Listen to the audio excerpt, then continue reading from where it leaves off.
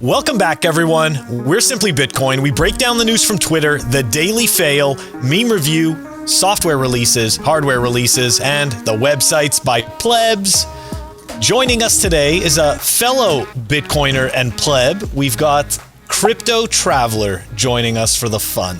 Anyways, you know where we're going. We're going to the numbers. Let's do it, people. Number time! Number time is brought to you by Bitcoin 2022. It's going to be the largest Bitcoin conference ever in sunny Miami. Get your tickets quickly. The price does go up in 5 days, but you can take advantage of the link down below for 10% off your tickets to Bitcoin 2022. At the time of this recording, the block height is 712,298. The Bitcoin price, 56,770. Chain rewrite days, 836. Total public lightning capacity, 3,293.98.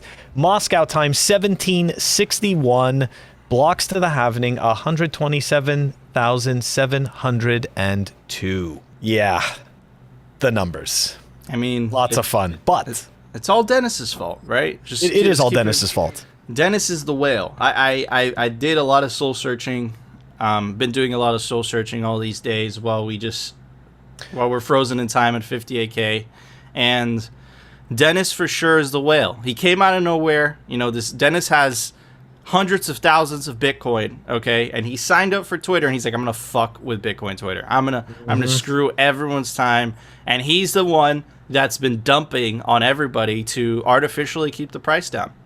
Are you talking about 58K gang? Yeah, that's 100. Yeah. He knows. See, he knows exactly what we're talking about, right? So. Dennis. I just want to point out there was a meme that we were tagged in that I dropped, so I don't know if we're going to review it today, but it's either today or tomorrow, and it's a great 58K gang meme, and it's very much representative of what Dennis is doing. What Dennis is doing. Anyways, right, Phil, you have a very interesting website. Let's check it out. Yeah, guys, we've had some fun with this site before. And you know what? We figured it's not a fail. It's just very significant for the numbers, right? So here we go. It's the bitcoinershit.com site, right? If you bought Bitcoin instead of stupid shit, you'd have this many dollars. Well, let's go take a look and see what some of these items are, and we can feel bad about our high time preference purchases. Let's do it. Real high time preference purchase. Damn, oh, man. That's terrible. How much is? What's the original price? $10. Oh god. Yeah. Dude. Okay. Next one. Oh, what's this? The power balance. The hell's the power balance? Oh, this is bad. Is this one of these like energy flow things that you put on your wrist? Yeah, but if you bought that's real. You have $1,000 right now. Look at all that. Look, 2% of a Bitcoin. Oh, man. That's brutal. Oh. 2 million sats. Not worth it.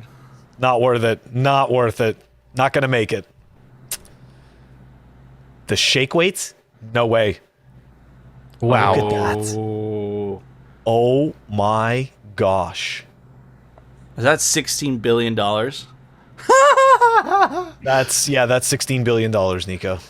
I don't think anybody. Insane. I don't think anybody did that. That's a heck of an opportunity cost. I mean, but take a look, right? Like, but take a look at the dates. You know, like July. I mean, yeah, you had to be one of the original dudes. Yeah, like you pretty much had to get it for almost free. You know? Yeah. One more. Okay, one more. If you bought Bitcoin instead of Kylie Jenner lip kit. I don't think anybody would have done that. That's a real thing? That's an ad. This website. One more. Look at this Warren Buffett is a bum. One more. One more. Oh, these are funny. If you bought Bitcoin instead of 50 Shades of Grey. Oh my gosh. Oh, that's terrible. Oh, that's terrible. Over a movie. Dude. Oh gosh. Let that be a lesson to you. Don't sell your Bitcoin. Don't sell your Bitcoin. And the thing is, I have horror stories of selling my Bitcoin because I don't have any cash. Like, I don't have cash, right? So I'm totally on Bitcoin, and sometimes you have to sell it because you don't have cash, right? And man, does that hurt every time. So now what I've done is I've grown out my beard and I live under a bridge, but it's cool because I have my green screen and it covers everything. I'm just kidding, but I'm half kidding because you should totally not sell your Bitcoin, Phil. Oh my gosh. I just, you know what? I'm not living on my Bitcoin, but I can tell you that every single Bitcoin sale, as you know, as people know, like when I first came into the space, I came here through medium of exchange. So I was using all of my Bitcoin, and yeah, I probably wouldn't have had to work already like 3 years ago. So yeah, and I could have been doing a show like this already a long time ago. Anyways, it's brutal. I don't like to think about it, but at the same time, it's a very important lesson, and it teaches me all the time that, you know, if I am going to buy something, is this something that I'm going to use for the long term, or is this something, you know, is this something that's just going to sit in a cupboard for a year until I throw it out? I told Try to Phil resell it. not to buy the Shake Wake, and he didn't listen to me, and he bought it anyways. But Nico, I have great forearms. that's true. Okay, health does come first. But anyways, Crypto Traveler, do you have any horror stories? First of all, bro, what's the deal with your handle? Okay, because that hurts saying Crypto Traveler. Yeah, we have a hard time saying the word crypto. Have you thought about, you know, because I know that you're a hardcore plebe. I see you on Twitter. I know you're a Bitcoiner. But have you considered changing your name to Bitcoin Traveler? Yeah, man. I've actually I tweeted about this the other day. And so you look back on your past sales and you look back with embarrassment and shame and guilt. And then you look back on your past shitcoin days and you're like, oh my God, you know, but we grow and we learn. And so, yeah, the idea of actually changing my handle has come up, and I'm just trying to figure out to what, you know, Bitcoin Traveler, unfortunately, is not available. I checked. So what's the handle going to be? That's where I'm at. Gotcha. Okay. All right. Okay. Cool. All right. That's fair. And look, so I mean, look, I know Phil, I know myself, every Bitcoiner, and you know, and Phil and I have had a podcast. We've done this for a long time, you know, before Simply Bitcoin, and I would say 99.9% of Bitcoiners, they start off shitcoining. So I feel like it's a rite of passage. I feel like it's a price of tuition that you need to pay to fully appreciate Bitcoin. It's rare that I see people going straight to Bitcoin unless you're like an OG and started in 2011, 2013. Yeah. Well, that's actually where that's where it came from. It was 2014. It was like in the bear market, and there was all these shit coins around, and it was kind of exciting and new. And so what my idea was I'm just going to go to a bunch of conferences, and I'm going to just start interviewing people about crypto, about Bitcoin, about whatever was coming up, right? And eventually, the bear market was just too deep, and I gave that idea up, but the handle stayed. Okay. Yeah. Fair enough. Phil? Yeah, I just wanted to add, you know, that, right, because we're totally transparent. I used to be in my old podcast, right? It was fun with crypto because, like you, I was going through my journey, and I was still partially shitcoining, but I knew that Bitcoin was, number one. But I was still like, oh, you know, this technology is interesting. And then slowly after a couple of months, you know, as I kept diving down the rabbit hole, I ended up changing my podcast name to Fun with Bitcoin. And that was just the end of that. And you can actually hear it, like, you know, from the podcast, from the first ones going on, you know, that you can hear the transition occur. So it's, hey, look, you know what? That's the rite of passage that that we chose, I guess. Yeah, and it's crazy, and you know, that's why we have a whole segment of the show dedicated to pointing out the debauchery in shitcoins, because I think all of us, it's safe to say, I don't even know Crypto Traveler's full story, but I think it's all safe to say that we would all have more Bitcoin today if we skip the shitcoining altogether, right? So and that's what we're trying to do. We're trying to help some people. Unfortunately, most people don't listen. They have to hit themselves against the wall shitcoining, but, you know, hopefully that small percentage we save some Bitcoin for. But anyways, Phil, it's time for the Daily Fail. The Daily Fail is brought to you by Amber App. Check them out, amber.app. It's the best way to stack sats, and it's actually run by real toxic Bitcoiners. Check out the link down below. Really getting accustomed to having yellow right next to me all the time. Amber, the smart way to stack sats. I actually had a completely different fail ready for everyone today, but we got tagged by so many of the fellow plebs in this fail that we had no choice but to do this fail instead. So you're going to get the other fail probably tomorrow unless another horrible fail occurs before then. But otherwise, let's dive into what happened with Badger DAO. Right? They got hacked for... So it's funny, right? We heard at first it was 10 million, then all of a sudden it became over 100 million. Apparently there was a shift in the decimal. Who knows? You know, there's it's the future of finance, bro. The future of finance, and it's decentralized. So you know what I mean? Like it was decentralized. All right, let's dive into it. Badger DAO, a decentralized autonomous organization. They keep saying that, but I don't think they know what that means. They should change it to SAO. But what's the opposite of autonomous? I don't even know. Non-autonomous? I don't know. I have no idea. No, a CNO. It doesn't sound good. Doesn't sound good. There has to be an opposite of autonomous. Let us know down in the comments what the opposite of autonomous is. Anyways. It's non-autonomous. Non-autonomous. I have no idea. Okay, here we go. So the decentralized non-autonomous organization working on bringing Bitcoin to decentralized finance. That's that word again. Okay, so they're going to bring Bitcoin to decentralized finance, has reportedly fallen victim to a hacking attack, possibly resulting in losses over 120 million. PeckShield told Decrypt that the total losses amount to $120.3 million. PeckShield is one of those companies that does the auditing. Oh. It's kind of funny, right? I find it hilarious. Like these people audit a lot of these projects, and then they go and tell everybody about how they screwed it, like, you know, about how the project rug pulled everyone. It's like, wasn't it your job to kind of explain this stuff to these people that they have these loopholes? Anyway, whatever. I digress. It's all shitcoining and none of it makes sense. Users first reported problems at about 9 p.m. Eastern through the project's Discord channel as an exploit in Badger DAO's front end was named as the most likely issue. That's right, people. This was through the front end. That means the user, the UI. Okay? The user UI. Anyways, looks like a bunch of users had approval set for the exploit address, allowing the address to operate on their vault funds. And that was exploited. Badger core contributor Tritium wrote on Discord. PeckShield confirmed to Decrypt that the protocol was exploited through the user interface, not the core protocol contracts. So they moved the bug, right? They moved it out of the core contracts. People were rug pulling over there. Now they're like, we'll move it right to the front. Give more people a chance, you know? While the malicious permission request may have been made weeks prior to the attack, most funds appear to have been drained last night. Users that have interacted with the malicious contract are also urged to revoke permission from their wallets. All smart contracts have been paused to prevent further withdrawals. It's that's decentralized autonomous right there. I want us to read this again. Oh, man. Now we're going to make it red.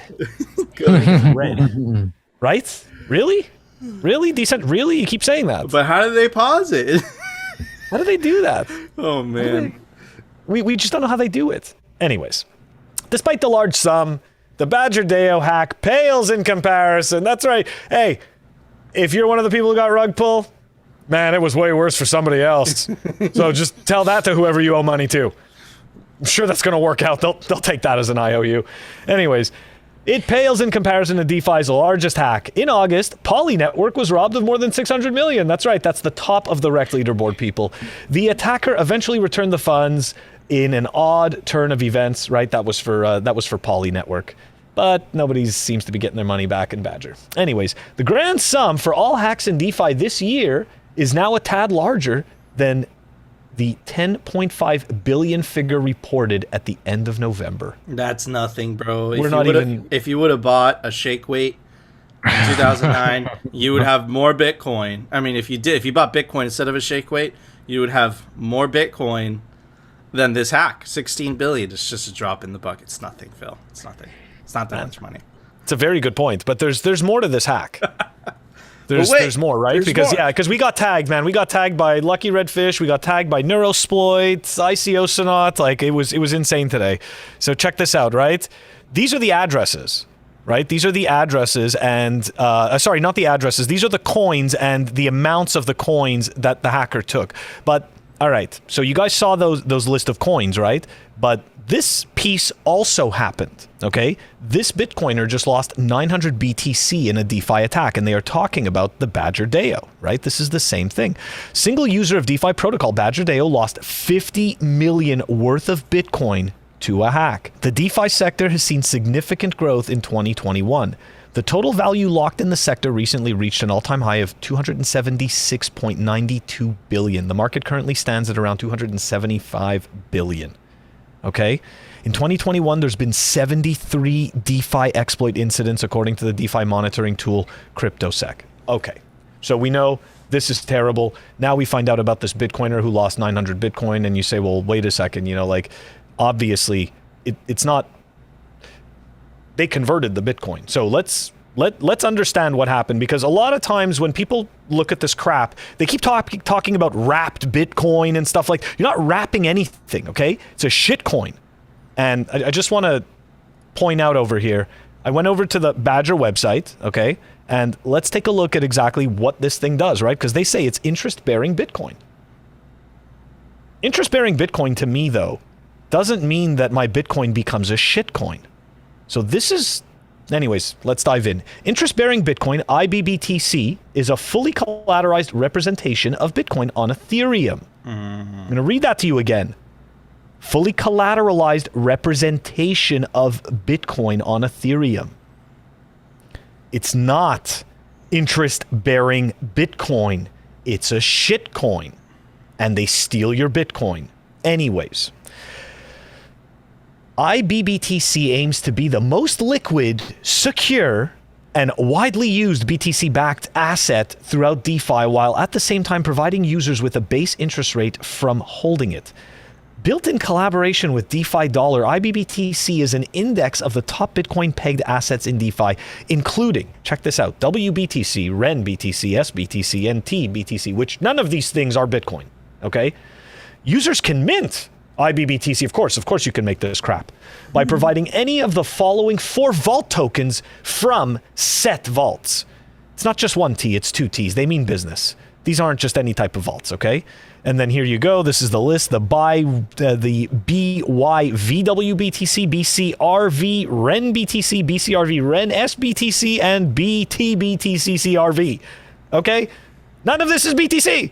None of it. I don't care what you call it. I don't care how they're juggling. None of this is what they're pretending it is. Once minted, Badger DAO manages the assets to provide a base interest rate that derives from the return of the underlying set vaults. IBBTC may be redeemed for the underlying vault tokens at any time or traded on an exchange like SushiSwap. None of this is Bitcoin. None of this needs to exist. It does exist to pull the rug and to steal your money and to take away your Bitcoin. Okay? Now take a look. They were kind enough to list the utility for this shitcoin idea. And take a look at what we have. We provide liquidity on SushiSwap, provide liquidity on Swapper, provide liquidity on Polygon. You are the liquidity. That's all there is to it, okay? This whole entire thing is completely designed to rug pull. We've already shown you countless companies that have thrown hundreds of millions of dollars behind marketing all of this crap. None of this needs to be money. All of it is a giant casino designed to steal all of your wealth. It's a total scam. They're just pretending. They're playing pretend, but they're playing pretend with your and our real money. That's our value. Absolutely, dude. Really, really well done, Phil, the shitcoin slayer. But yeah, man, look. Stop giving me nicknames, dude. I think you hit the nail on the head. I think the marketing is just ingenious. Because you really have to give them credit where credit is due, right? They tell you it's a decentralized autonomous network. Then they all of a sudden have the ability to pause, the smart contract, which literally contradicts exactly, but they don't want you to notice that, right? They want you to focus on the buzzwords. And I think that's why they make all these fancy titles. So, oh my God, this is complex. This is decentralized. This is what it is. It's unfortunate, and the way that they did it, and and I get so angry, and I'm really happy you covered this today. Every time I hear wrapped Bitcoin, because it's not like, dude, that doesn't exist. There's Bitcoin, and then there's shitcoins, right? But again, and kind of going back to what Gary Gensler has been saying, and he's been beating the war drums, essentially saying that DeFi doesn't have a future outside of regulation. And I kind of want to touch upon that a little bit. Look, I'm not a fan of government intervention whatsoever, but just to go back to one of Satoshi's original quotes, right, which is governments are really good at shutting down, centralized entities, right? That, and then I think he goes on to say, but decentralized entities are holding their own, and that original quote, he referenced Tor, and I forget another decentralized thing, but the point is that you have Gary Gensler saying one thing, you have, the proof is in the pudding, Phil just read it to you, the fact that they could pause, the smart contracts, that means that if the government really wanted to, they could pause it as well, right? So I think that right now we're kind of living through, I would say, the golden era of DeFi, where regulation and government hasn't really caught up, but eventually governments are going to regulate anything they can regulate out of existence. And, DeFi, shitcoins, because they don't have sufficient amount of decentralization, I think inevitably, they're going to catch up, right? Bitcoin is really the only thing that could really hold its 2 feet, really could survive, the regulatory onslaught that's coming, right? So again, we've been pointing it out to you. I think, Phil, you really found a couple smoking guns, in all your research. And it's just, man, it's unfortunate, dude. But look, if we were talking about this earlier, I think, if you're getting into crypto, and I hate using that word, I think you kind of have to burn yourself a little bit on these things so that you could really get an appreciation of Bitcoin. But anyways, Crypto Traveler, what do you think? Yeah, so this has been, I've had my wars on Twitter about this, especially with Ethereum and them calling themselves decentralized, when, I think it's been proven over and over again that there are there are actors that are, that have more control than they let themselves on to have. And again, if you're marketing it that way, it's deceptive marketing. I mean, I think that what happened with Ethereum is fraud, right? And I think that now we're seeing that extend out into the DeFi markets. Like you said, they call it decentralized, but hey, we need to halt trading, or we need to, whatever it is, we need to pull the plug. And yeah, but again, I mean, this fight has been going on for a long time. And so I've kind of, it's just one of those things where I kind of think it just needs to play itself out. Like, these things are eventually going to show their true colors. They're eventually going to show like what they're built upon, and which is a house of cards. And then, like you said, Nico, when the regulators come, or whoever comes, right? The whole point of this stuff is to withstand the might of, whatever actors want to kill it, right? And if they're not going to be able to stand on their 2 feet when they come for them. That's what I think. Absolutely. I think you hit the nail on the head. And I think, that's essentially the special thing about Bitcoin, right? Is that it successfully separates the monetary policy away from the hands of humans, where we've seen throughout history, even with the best intentions, right? Inevitably, if humans have their hands on the monetary policy, it gets corrupted over time. And that's kind of the situation that we find ourselves in today with DeFi, Ethereum, and all these shitcoins, right? It's like you're essentially replacing the old system with the new system. Instead of Powell at the Fed, some kid is his underwear, right? With Bitcoin, I know the monetary policy of Bitcoin. It's set in stone. We know it for the next 100-something years, right? So again, what is it? Where do you want to store your wealth? Do you want your wealth in controlled or potentially manipulated by the hands of a few?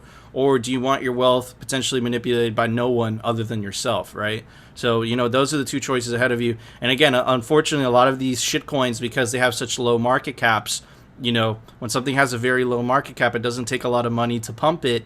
That means that the short-term gains could be alluring to a lot of people. A lot of people get wrecked, unfortunately. But, it is what it is. But anyways, Phil, it's time for the Daily Meme Reviews. The Daily Meme Review is brought to you by Citadel 21. It's the best Bitcoin cultural zine. Get yourself a volume. Every volume has different artwork. Really cool is volume 8. It's one of my favorite. I keep showing it every day because it's one of my favorite. And they're scarce. There's only 1,000 made. So get your copy of Citadel 21 today. All right, everybody. Speaking of Ethereum, check out this meme by Honk Hogan.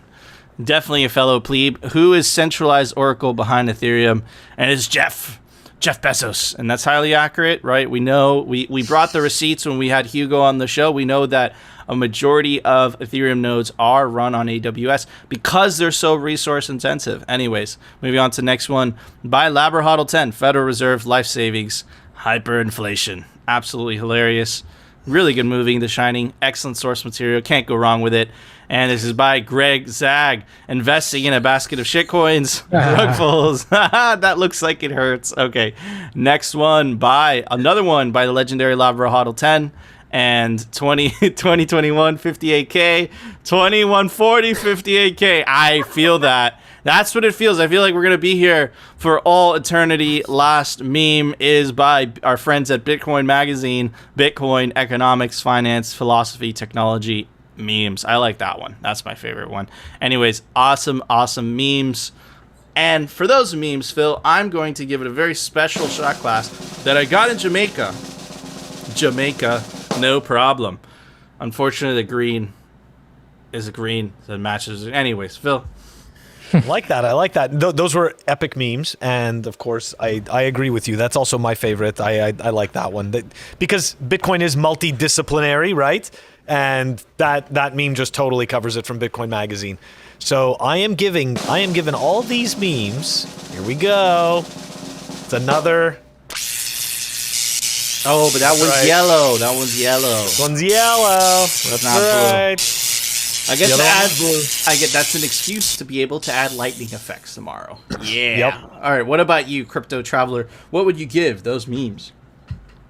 Oh, I gotta give something. That's right. I give him a pair of headphones for sure. Oh, nice. a pair of headphones. All right. We got a shot glass from Jamaica, lightning, so I could add lightning effects, and a pair of headphones. Anyways, guys, do you agree with our scores? Do you disagree? Let us know down in the comment section, and of course, join our Telegram group. Link us some Bitcoin memes to review, because it's a Bitcoin meme review, and we need memes to review because it's a Bitcoin meme review. But anyways, Phil, it's time for the Daily News. The Daily News is brought to you by CryptoCloaks.com. Get yourself the best 3D printed Bitcoin merch, like the 3D printed Honey Badger. You can put your favorite hardware wallet, or the 3D printed Bitcoin grenade art. You can also put your open dimes, hardware wallets, whatever you want. Anyways, take advantage of the link down below for 5% off CryptoCloaks.com. All right, everybody. Another we told you so moment, right? We were speculating, but we didn't know for sure that, Jack Dorsey left, right, Twitter to focus solely on Square, solely on Bitcoin, and we got evidence regarding a statement made by Square Crypto, or that was their formal name, and it points to, we think we were right? We showed you him saying this at the Bitcoin conference, saying if he wasn't on Twitter, he would be working full-time on Bitcoin. It looks like that's exactly what we're doing, right? So it looks like our speculation was right. Jack Dorsey is now focused on making Bitcoin more than an investment, right? And the article goes on to say, having Square tied to its name drew a direct line between the corporate benefactor we are supposed to be independent of and us, Spiral said. On the other hand, having crypto in its name led to confusion as the company is focused solely on Bitcoin. And this is a quote by Jack. We built the Square brand for our seller business, which is where it belongs. Jack Dorsey, co-founder, said, CEO of Block, said in the statement, Block is a new name, but our purpose of economic empowerment remains the same. No matter how we grow or change, we will continue to build tools to help increase access to the economy. I just want to point out that those tools are only built for Bitcoin, or with Bitcoin, right? No shitcoins involved here. Really cool stuff. Anyway, some more signal from the new Square Crypto Twitter account, right? They renamed to Spiral, but something really cool. Check this out, right? Look at their handle, Spiral BTC, and check out their mission statement, making Bitcoin more than an investment. So really, really cool stuff. Phil, it looks like this is another we told you so moment. Yeah, I'm like, when I read that, I'm kind of taken aback, to be honest. I'm like, you know what? This is cool. You know, I mean, don't get me wrong. You know, we're not going to sit there and totally fanboy out and be like, oh my gosh, you know, we love Jack and all this. I mean, look, we obviously everybody appreciates what he does for Bitcoin and everything like that, but we also understand that he's a public figure, right? Like he's out there, and there's a lot of people watching. You know, like there's a lot of people watching, and there's a lot of people with their hands out. You know, a lot of corporations also paying attention. So, anyways, all to say that he kind of still has to walk a bit of a tightrope. And I'm always of, you know me, right? The wait and see attitude. It's like, this is cool, I like it. I wait agree. And see. You know, I agree that he has a tightrope, but he definitely has a lot more room going away from Twitter. I feel like there was a lot of backroom pressure in Twitter for the censorship, and I have a feeling, again, this is all speculation, but you start to put the pieces together. I have a feeling that he left Twitter because he knew that was a losing battle. If he focused solely on Bitcoin, even if there were backroom pressures to censor, because it's Bitcoin, pound sand, there's really nothing you could do, right? So I think that really led to a lot of, you know, his departure away from Twitter. I suspect, and again, there's no way to know this for sure, I suspect that the whole, you know, there was a series of events, right? It was back in January when they took Donald Trump off the platform. Then it was his tweet, hyperinflation, stuff like that. I suspect there was a lot of people in the background, you know, pressuring him to do certain things. And unfortunately, because he was the CEO of Twitter, he was the one that got all the punches for it. But they weren't all necessarily his ideas, his intentions, right? Anyways, are we crazy to think this, Crypto Traveler? I know that, you know, you live in the Bitcoin Twitter sphere, so we definitely get a lot of the same information.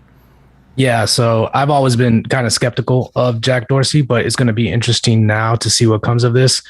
Because like you said, he's kind of been freed from the corporate shackles of Twitter.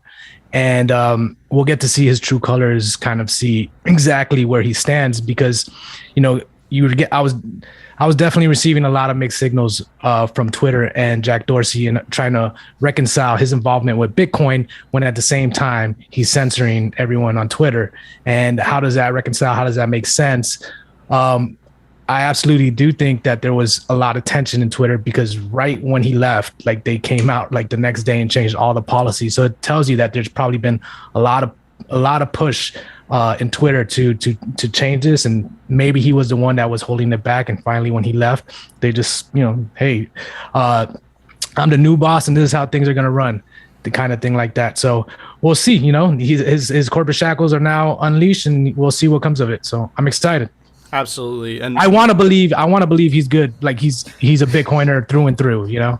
Absolutely. And you know, you guys know the age old lesson in Bitcoin, don't have any heroes, but it looks like he's an ally for now. Anyways, another menacing article released. This is from Euronews.com. Norway could back European Bitcoin mining ban as minister calls energy use difficult to justify. Now, let's scroll down because there's more signal here. Norway's considered policy measures that would tackle the environmental impact of crypto mining, a government minister has told Euronews next.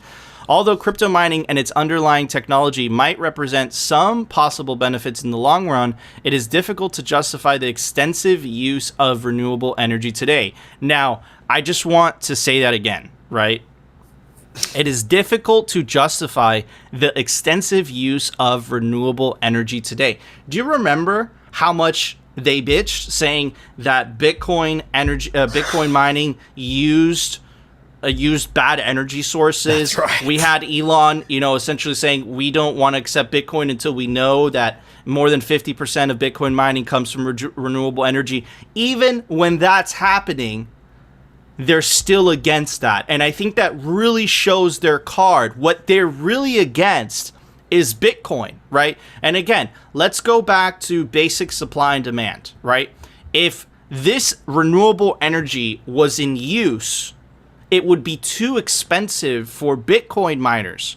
Bitcoin miners only flock to stranded excess energy because that's the only way that it's cheap enough to competitively mine at a large scale, right? So again, it looks like, you know, this government official from Norway is just against Bitcoin mining in general, whether it comes from renewable energy, whether it comes from other energy sources. And I think it really shows. Now, unfortunately for them, right, this is where Bitcoin's game theory plays out, and countries that don't embrace Bitcoin mining, they're going to have fun staying poor, and countries and states that embrace Bitcoin mining are going to flourish. Anyways, to continue with the article, we are currently considering potential policy measures in order to address the challenges related to crypto mining. In the context of this work, we will look to the solutions proposed by the Swedish regulators, and our target would be common European regulations in this area. Okay, so it looks like Europe gonna have fun staying poor, but the awesome part about Bitcoin mining, right, is what we already saw this from China earlier, right? China banned Bitcoin mining, and literally the biggest migration in human history of hardware without any central entity directing that migration happened this year with the China mining ban, and those miners relocated to other jurisdictions that were friendlier to mining, and those jurisdictions are going to benefit tremendously financially. And China, that was $1 trillion mistake. They don't see it now, but they will feel it as years go by. And this is Cynthia Lummis. She is the senator from Wyoming. And this was an article from Bitcoin Magazine, which we'll get to in a second. It says, Wyoming aiming for 5% of the U.S. Bitcoin mining hash rate by next halving. And this is a senator saying that's bullish. We also have similar language from Texas Governor Greg Abbott saying Texas is Bitcoin mining company. We have Ted Cruz defending Bitcoin to the death, in the swamp that is Washington, D.C. So when you see these articles, don't get scared. Just say Norway. You're going to have fun staying poor. I'm sorry, Hodlnut. Anyways, moving on to this. This is the actual article. Wyoming aiming for 5% of the U.S. Bitcoin mining hash rate by next halving. Wyoming is on a mission to house 5% of the U.S. Bitcoin mining hash rate by next halving in May 2024. For context, Wyoming has the lowest population density in the lower 48 U.S. states at 6 people per square mile. Wyoming also has a difficult time retaining recent graduates because their ambitions for careers and salaries often don't match what the rural Wyoming job market is currently offering compared to major cities like Seattle and Denver. That is until Bitcoin mining, right? And hopefully, this is the incentives of Bitcoin playing out. This state saw essentially a bad move by China, a bad move by Europe as an opportunity for them. So we're watching Bitcoin game theory play out in real time. We also saw some tweets by President Bukele essentially saying, yeah, okay, so while you guys banned Bitcoin mining by renewable energy, we're going to mine Bitcoin by renewable energy with the volcano down here in El Salvador. So again, just because a country bans Bitcoin mining, that sucks, because all they're losing is monetary opportunity. They're losing economic opportunity. They're losing a potential opportunity to employ people in the Bitcoin industry, right? The biggest growing industry in the world. And it's like they're just losing that, right? So there's only so much time that these politicians could pull this off, right? They could pull this off in the beginning saying this is bad for the environment, but as time goes by, people are going to start to notice, wow, look at Texas. Wow, look at Wyoming. Wow, look at El Salvador. And one thing that El Salvador and Wyoming have in common is they, El Salvador is one of the poorest countries, right, in the world. Wyoming is one of the poorest U.S. states, right?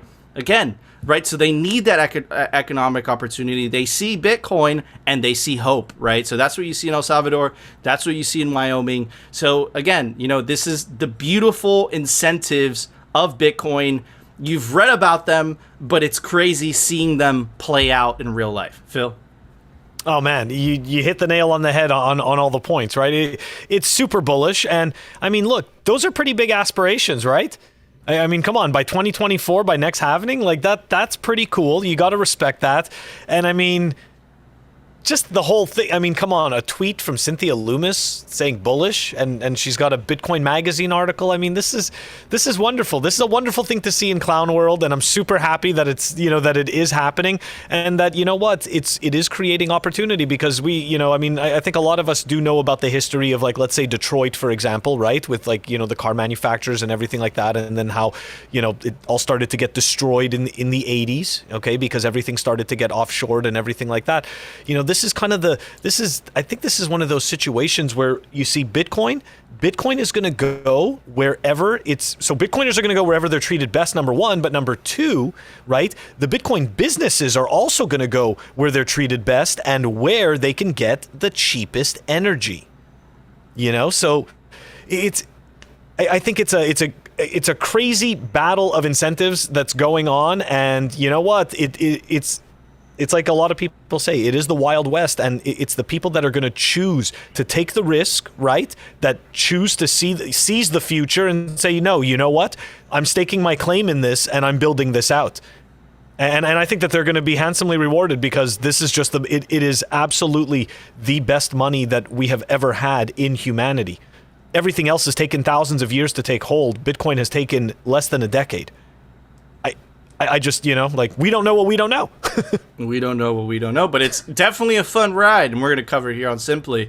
Crypto Traveler, does this surprise you? You've been in Bitcoin for longer than us, so this must be astonishing from, you know, when you started coming all the way to this point. Dude, you took the thoughts like literally right out of my head, because that's what I was just going to say. I was going to say, it's just incredible to see, like, the game theory start to be played out in real time, and we get to witness it. We get front row seat at it happening. You got, like, Bukele in El Salvador, right, harnessing the energy of a volcano to build miners and starting an arms race, right? I wonder how many other Latin American countries are wondering what kind of stranded energy they have that they can harness. So then on top of that, you have Wyoming, where, you know, prior to Bitcoin, Wyoming didn't particularly interest me, right? But now it's, like, almost considered a place where, hey, I might want to move there. And to what extent that's going to have a boom on that economy over there, I don't know. But as we can see with the volcano and the city being built right there because of the Bitcoin mining, I would imagine that you're going to start seeing, like, societies start to be built up wherever there's stranded energy sources.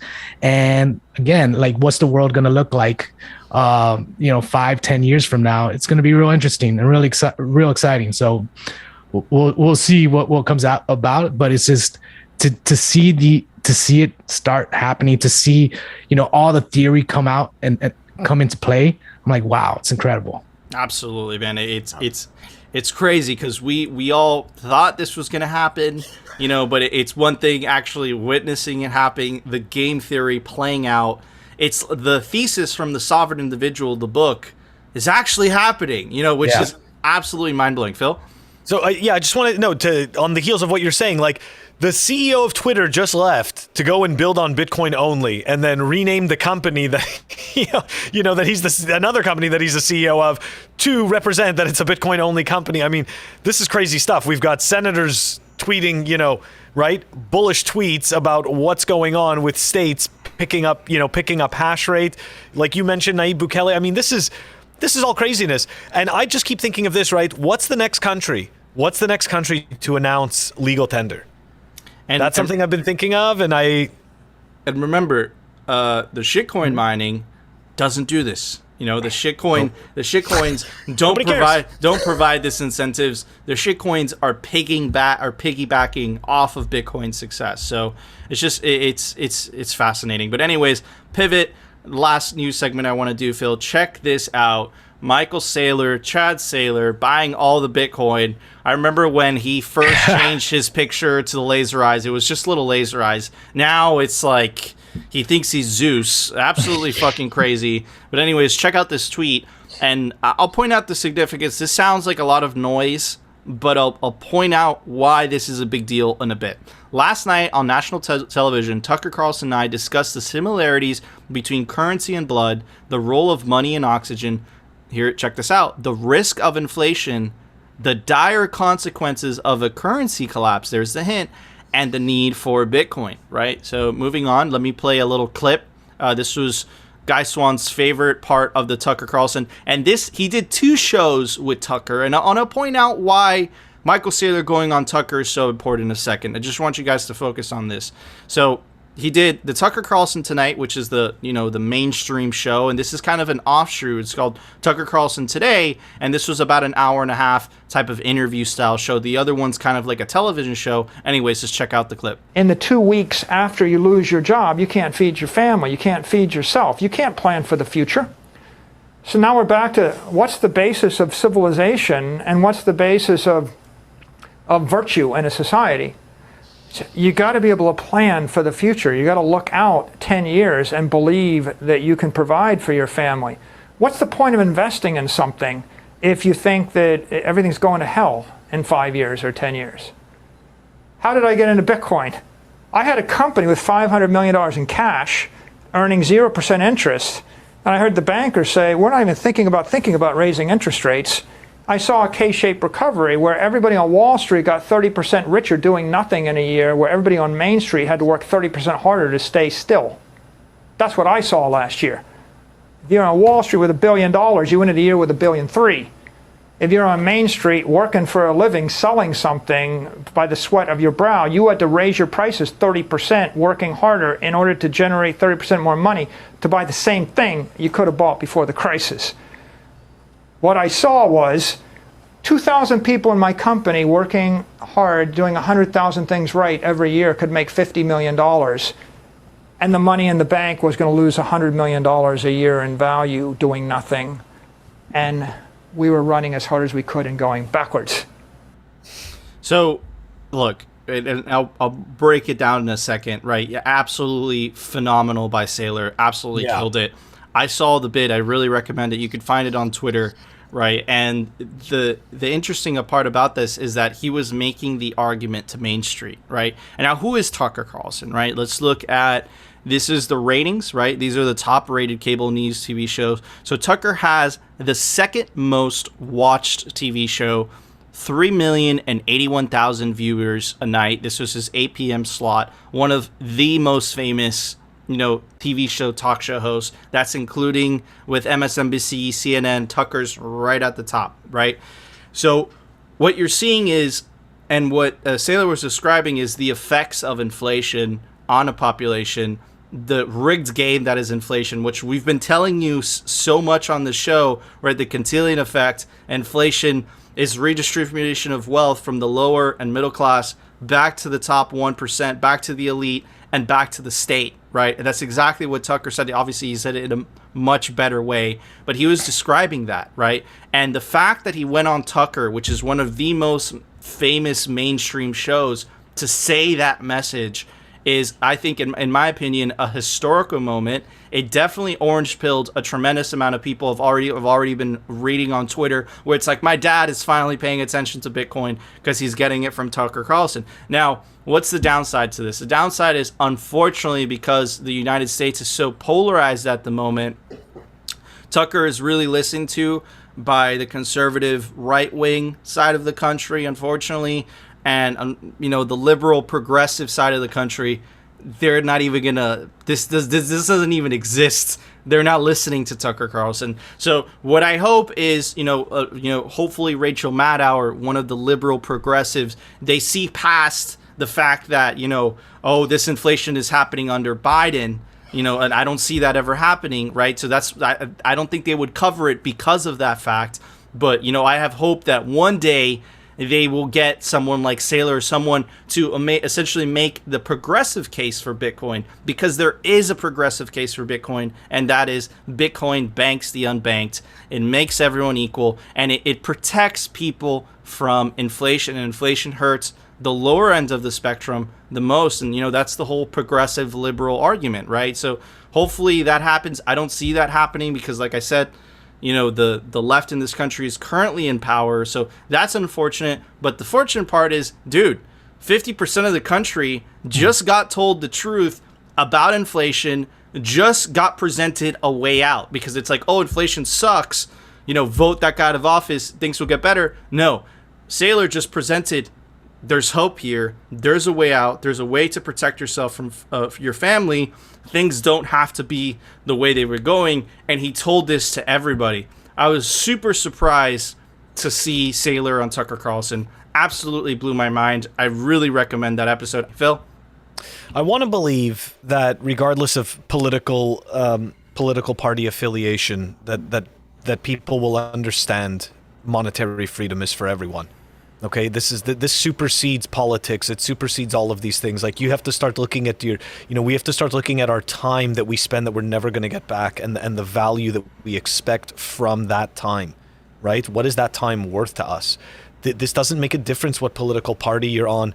I think, unfortunately, though, Nico, like you said, I mean, look, I've watched a lot of stuff on both sides, and I don't ever see a CNN bringing somebody like Michael Saylor on to talk about Bitcoin. But sadly enough, I do see them bringing some XRP shitcoiner on, or like some, or some Cardano idiot, like I definitely see them bringing somebody like them on to, to explain to them how to be a shitcoiner and sit there and, pump the ESG narrative and, make them all happy and, unicorns and sunshines while I steal all your money and you become poor. And unhealthy. I just, it's really sad, and I do love what he said. I think it's amazing what he said. I think the point that he made, I think you're absolutely right. He did. I think that he crossed the barrier to Main Street, right? It was one of those moments, you meet people where they are. And it makes a person realize, I think, like the all of us average working people, like, it makes us realize, like, wait a second, like, this is true, like, I'm not getting any value, I know lots of people, sadly, that still use a savings account, and I'm like, how do you do that? Why do you do that to yourself? It's like you're punishing yourself. Anyways, but so, yeah, to wrap it up, it's great what he said. I think it's got a lot of people opening their eyes, but at the same time, I still see the quote-unquote left-wing media not really getting a proper signal on their platform. Because let's face it, they're going to bring on who they're paid to bring on. Absolutely, and it's super unfortunate, and that's why we're apolitical in the fiat party political sense, because Bitcoin is for everyone. Bitcoin is all inclusive. Bitcoin helps everyone, no matter what what level you are on the economic scale, right? And Phil, I agree with you. I think you're spot on. I think that the left wing media is not going to have someone like Saylor. I kind of see it from, they don't want to make the current Biden administration look bad, so they don't want to talk about inflation. That's kind of the angle that I'm seeing at. I think Tucker Carlson, because he is on the conservative side, he does kind of want to point out the inflation part, because it kind of feeds into, the conservatives will fix this type of trope. Mm-hmm. But it still doesn't matter. It still gets the message out. That's what I'm focusing on, the fact that, he's letting a lot of people, look, there's a way out. There's a better way. Save your value, save your time, save your energy with Bitcoin, But I have hope, dude. Hopefully, one day it'll happen. I don't know. I maybe I'm just being a hopeful idiot. But anyways, Crypto Traveler, what are your thoughts on all this, bro? So Michael Saylor is kind of the hardest working piston in the orange pilling engine. That's the way I see it. And he's like going around and making his rounds. And this Tucker Carlson interview was really, I think I agree with you, Nico. It was really a historic moment, because Saylor is an impressive guy. Like, he has a set of attributes along with his intelligence that really crosses over well into the mainstream. And the thing about Tucker is, I think Tucker's one of these guys that just lets his guests talk. And Michael Saylor took the mic and he just went on an orange pilling mission. And the thing is, I think everyone recognizes that inflation is a problem. So everyone has the same problem. And here you have Michael Saylor articulating, hey, this is the problem and here's the solution. And again, like you're talking, Tucker Carlson's audience, I'm assuming that there's a lot of intelligent people there, a lot of engineers, a lot of doctors, a lot of people that can understand what Michael Saylor is actually saying. And they're looking at that and they're saying, wow, I've never been presented, the case for Bitcoin in such a coherent, like, clear manner. And so I think that it was really effective. I think Tucker Carlson did a great job at just letting him talk.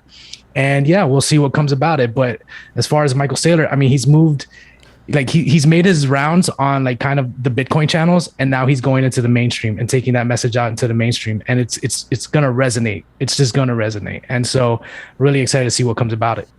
Absolutely, and you know, I think that's the signal, guys, is that this idea of inflation, this idea of Bitcoin is finally, it's starting to cross over into the main street, and you're gonna start to hear, you know, I suspect you're gonna start to hear that message more and more and more. And as Bitcoiners, you know, as NGU technology does this thing, as Bitcoiners, you know, accumulate more wealth, and with wealth comes power, I suspect you're gonna start hearing that message a lot more from a lot more mainstream sources. And I think we're in the beginning of, you know, there's that very famous curve, which is like in the beginning, it's the pioneers, then it's the early adopters. And I think we're in the beginning of, Crypto Traveler doesn't know what I'm talking about, but it's this very famous S-curve like that. Oh yeah, I got you. Yeah, Yeah, the it's S-curve a very- of adoption, right? Yeah. The S-curve of adoption, right? I think we're in the transition between the early adopters to kind of the main street, right? I think we're transitioning into that. And I think you add inflation into the mix, and it just, you know, it makes people understand more. I've always said, you know, I've been educating about people about Bitcoin for like 6 years now. And I always wondered if we hit when we hit that inflection point where we kind of go straight like vertical, you know what I'm talking about? I wonder if we've hit that, if we hit it yet, or are we right before it? Where are we? I think we're ramping up. I think we're hitting the ramp where it's starting to come. And I think that boost is really going to be the inflation. What I was saying is, one of the things that I've noticed educating people on Bitcoin is people in Western countries that have a relatively stable currency that doesn't steal from them in a noticeable way, they're like, why do I need Bitcoin? Right? But it's people in Venezuela, it's people in Brazil, it's people that have lived in a country that has experienced some type of high inflation, that you describe to them a currency that isn't connected to the government. They're like, where can I buy some? That sounds awesome, right? They're so quick to get it. So I really think that inflation in the US, because we haven't experienced it as a country since the 1970s, is really going to shake people up. And it's only until the money breaks that people really start asking the hard questions. And I think we'll see that very soon. But who knows? Anyways, Phil, there was an open source software release today. Why don't you tell everybody about it? Software releases. The software releases are brought to you by CipherSafe. Check them out, cyphersafe.io. Store your seed in the metal cipher wheel. That's right, it's pet-proof, it's indestructible, it's rust-proof. The link is down below. All right, we've got Mercury Wallet version 0.4.53.